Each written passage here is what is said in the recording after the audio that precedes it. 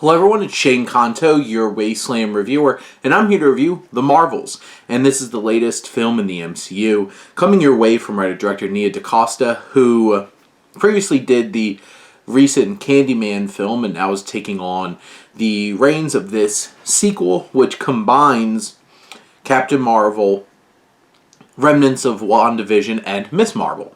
And this particular film focuses on the three of these characters who have similarly sourced powers in terms of light manipulation wind up getting entangled thanks to the actions of Dar-Ben, who is the new leader and very aggressive and powerful being in charge of the Kree Empire, played by Zawe Ashton, aka Tom Hiddleston's wife, actually.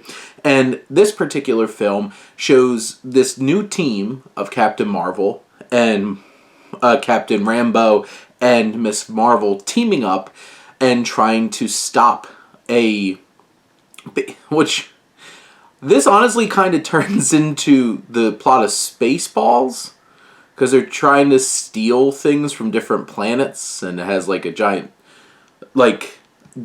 obviously there's no Mega Maid here, but like it's opening these portals and it's breaking the fabric of reality and space and time. And what I enjoyed most about this film is that there's a lot of energy, it is a lot of fun, and it has no qualms with being very silly. It knows what it is and goes for it. And it's a brisk hour and 45 minutes. I do think, for this particular story they're trying to tell, I think it's a little short, because there's definitely some elements that could have been fleshed out more, which some of the big emotional beats are, Carol and Monica seeing each other for the first time in all this time, and the emotional baggage that's there. When they do give it the time, there's real emotion there, and I appreciate the connection between Larson and Tiana Paris.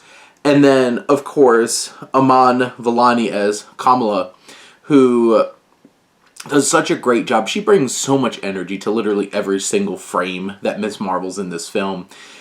I think DaCosta does a great job of bringing personality to this, channeling the comic book, hand-drawn comic book perspective of Miss Marvel at the beginning of the film.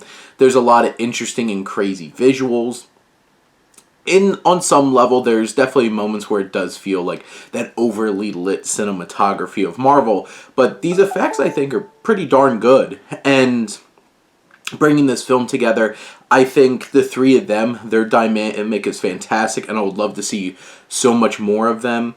I think that the switching of places and them switching when they use their powers is such a creative device that really, really works and makes for some creative interactions and action sequences. I think Nick Fury, who honestly doesn't feel like he experienced anything in Secret Wars, just comes in here being a ton of fun, and Samuel L. Jackson's a delight. You get all of Kamala's family, and they're a blast. I love her parents and her brother. It really works engaging in it. There's a lot of crazy, weird parts when you have them going to these different planets. One particular planet is very interesting because everything is song, which I heard the rumors of going into this film, and I think it's a fun little twist. I respect some of the places that this film goes because how outrageous it gets. Does it get a little too outrageous at times? Yeah. I think the biggest thing is I do like Zawe Ashton. I think she brings presence to this character of Dar-Ben, but Dar-Ben's basically an idea and not a character, and you don't really get a whole lot of depth to that character, which is disappointing. Another time, I don't think they really cared too much to add character depth or personality to this villain. But in general, this is a fun, zippy, good time. I think the score from Laura Cartman, I think, works. And I think it's one of the more interesting ones that you would hear in some of these Marvel films. And in the end, there's some big emotional heft. The story is a bit thin. There's not a whole lot of concrete narrative, but it's one of those kinds of things where it knows what it's doing. It sets up its plan. goes with it briskly, and in the end, I had a fun time.